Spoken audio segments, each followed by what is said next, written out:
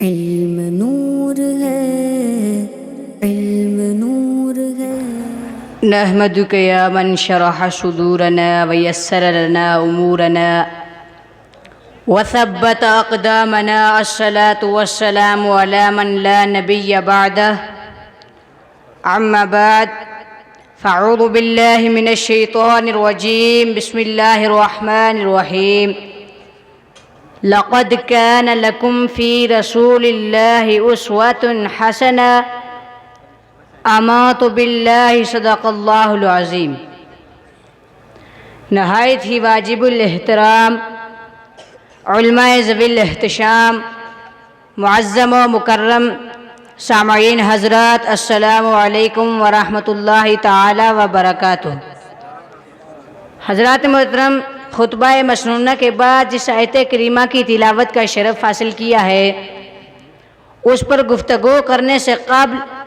بہتر اور مناسب سمجھتا ہوں کہ آقا کائنات، جان عالمین، انیس الغریبین، مراد المشتاقین حضرت محمد رسول اللہ صلی اللہ تعالی علیہ وسلم کی مقدس بارگاہ میں درود و پاک کی ڈالیاں نشاور کر لیں۔ پڑھیے بآواز بلند: الصلاۃ والسلام علیک یا رسول اللہ، الصلاۃ والسلام علیک یا حبیب اللہ، وعلی آلک واصحابک سیدی یا رسول اللہ صلی اللہ تعالی علیہ وسلم۔ حضرات محترم، خطبہ مسنونہ کے بعد جس آیت کریمہ کی تلاوت کا شرف حاصل کیا ہے، اس کا ترجمہ یہ ہے کہ فی الحقیقت تمہارے لیے رسول اللہ صلی اللہ تعالی علیہ وسلم کی ذات نہایت ہی حسین نمونہ حیات ہے۔ رسول کائنات، فخر موجودات محمد عربی صلی اللہ تعالی علیہ وسلم کو خالق و ارض و سما رب العالمین نے نسل انسانی کے لیے نمونہ کاملہ اور اسوہ حسنہ بنایا ہے، اور آپ صلی اللہ تعالی علیہ وسلم کے طریقے کو فطری طریقہ قرار دیا ہے۔ محسن انسانیت صلی اللہ تعالی علیہ وسلم کے معمولات زندگی ہی قیامت تک کے لیے شعار و معیار ہے۔ یہی وجہ ہے کہ سیرت النبی صلی اللہ تعالی علیہ وسلم کا ہر گوشہ تابناک اور ہر پہلو روشن ہے۔ یوم ولادت سے لے کر روز رحلت تک کے ہر لمحہ کو قدرت نے لوگوں سے محفوظ کرا دیا ہے، اور آپ صلی اللہ تعالی علیہ وسلم کی ہر ادا کو آپ صلی اللہ تعالی علیہ وسلم کے متعلق نے محفوظ رکھا ہے اور سند کے ساتھ تحقیقی طور پر ہم تک پہنچایا ہے۔ لہذا سیرت النبی صلی اللہ تعالی علیہ وسلم کی جامعیت اور اکملیت ہر قسم کے شک و شبہ سے محفوظ ہے۔ دنیا انسانیت کسی بھی عظیم المرتبت ہستی کے حالات زندگی و معمولات زندگی، انداز و اطوار، مزاج و رجحان، نشست و برخاست، عادات و خیالات اتنے کامل اور مدلل طریقے پر نہیں ہے جس طرح ایک جزیہ سیرت النبی صلی اللہ تعالی علیہ وسلم کا تحریری شکل میں دنیا کے سامنے ہے۔ یہاں تک کہ آپ صلی اللہ تعالی وسلم سے متعلق افراد اور آپ صلی اللہ تعالی علیہ وسلم سے متعلق اشیاء کی تفاصیل بھی سند کے ساتھ موجود ہے۔ یہ سب جانتے ہیں کہ ہمارے نبی حضرت محمد رسول اللہ صلی اللہ تعالی علیہ وسلم جس معاشرے میں پروان چڑھے، جس میں آپ صلی اللہ تعالی علیہ وسلم نے اپنے بچپن اور جوانی کا وقت گزارا، اس میں زنا کاری، فحاشی، شراب نوشی، سود و قمار، ناچ گانا اور دیگر بہت سی برائیاں عروج پر تھی، بلکہ بہت سی برائیاں لوگوں کی شرافت و تہذیب کی علامت بن چکی تھی۔ ایسے معاشرے میں تمام تر برائیوں سے محفوظ رہنا اور معمولی سے معمولی برے عمل سے اپنی سیرت کو داغدار نہ ہونے دینا، یہ بڑے کمال کی بات ہے، کیونکہ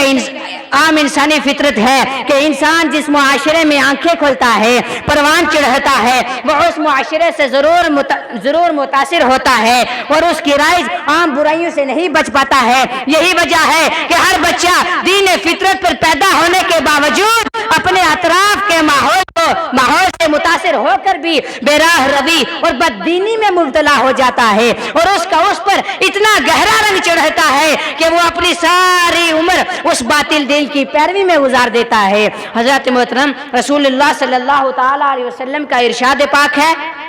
كل مولود يولد على فطرة الإسلام إلا أبواه يحودانه أو ينصرانه أو يمجسانه کہ ہر بچہ دین فطرت پر پیدا ہوتا ہے، پھر اس کے ماں باپ اسے یہودی یا نصرانی یا مجوسی بنا دیتے ہیں۔ الخصائص الکبریٰ میں ہے کہ رسول کریم صلی اللہ تعالی علیہ وسلم سے پہلے مکہ کفر و شرک اور بت پرستی کا اڈا تھا، حتیٰ کہ خانہ کعبہ میں مختلف اقوام اور قبائل کے 360 بت رکھے ہوئے تھے، اور مگر آپ صلی اللہ تعالی علیہ وسلم کی طبیعت شروع سے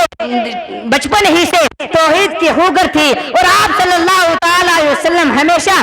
کفر و شرک اور بت پرستی سے متنفر اور بیزار رہے۔ حضرت علی رضی اللہ تعالیٰ عنہ فرماتے ہیں کہ رسول اللہ صلی اللہ تعالی علیہ وسلم سے پوچھا گیا کہ یا رسول اللہ صلی اللہ تعالی علیہ وسلم آپ نے کبھی کسی بت کو پوجا؟ تو آپ صلی اللہ تعالی علیہ وسلم نے فرمایا نہیں۔ پھر پوچھا گیا یا رسول اللہ صلی اللہ تعالی علیہ وسلم آپ نے کبھی شراب پی؟ تو آپ صلی اللہ تعالی وسلم نے فرمایا نہیں، میں ہمیشہ ان چیزوں کو کفر سمجھتا ہوں جن میں یہ مبتلا ہے، اگرچہ مجھے اس وقت کتاب اور ایمان کا علم نہ تھا۔ میری ملت کے نوجوانوں، اگر کوئی بارگاہ خداوندی میں محبت اور قربت کا طلبگار ہے تو اسے پہلے اتباع مصطفیٰ صلی اللہ تعالی علیہ وسلم اختیار کرنا ہوگا۔ اگر کوئی بارگاہ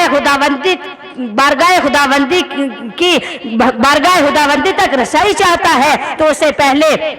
اپنی گردن میں رسول اللہ صلی اللہ تعالی علیہ وسلم کی غلامی کا پٹا ڈالنا ہوگا۔ اگر کوئی اخلاق الہیہ کا طلبگار ہے تو اسے پہلے اخلاق مصطفیٰ صلی اللہ تعالی علیہ وسلم کے رنگ میں اپنے آپ کو رنگنا ہوگا۔ حضرات محترم، پیغمبر اسلام دنیا کے کامل ترین انسان ہیں، کیونکہ زندگی میں بایک وقت اس قدر جامع اور متنوع اور صاف آپ میں نظر آتے تھے کہ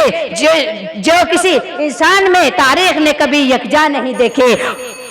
واخر دعوانا الحمدللہ رب العالمین۔ السلام علیکم ورحمۃ اللہ وبرکاتہ۔ علم نور ہے، علم نور